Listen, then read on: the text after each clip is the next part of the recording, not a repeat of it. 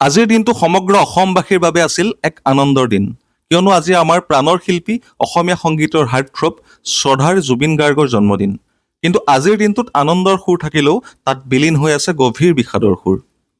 শিল্পীগৰাকীৰ পাৰ্থিৱ শৰীৰ আমাৰ মাজত নাই, কিন্তু তেওঁৰ অমৰ সৃষ্টি আৰু সুৰীয়া আত্মা চিৰদিন আমাৰ হৃদয়ত জীয়াই থাকিব। এই দুখৰ মাজতো এয়া হৈছে যোৰহাটৰ ছটাই বিজ্ঞান মহাবিদ্যালয়ৰ প্ৰাংগণ। আপোনালোকে দেখিছে আজি ইয়াত এক আৱেগিক পৰিৱেশৰ সৃষ্টি হৈছে।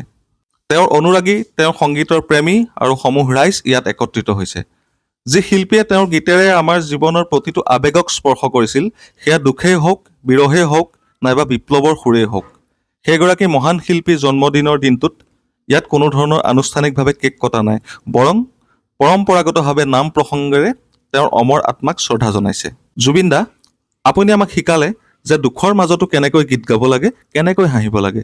আজি আপোনাৰ অনুপস্থিতিটো আপোনাৰ এই আদৰ্শ অনুসৰণ কৰি আপোনাৰ জন্মদিৱসত নামৰ সুৰেৰে আপোনাক স্মৰণ কৰাটোৱেই হয়তো আটাইতকৈ পবিত্ৰ আৰু প্ৰকৃত শ্ৰদ্ধাঞ্জলি।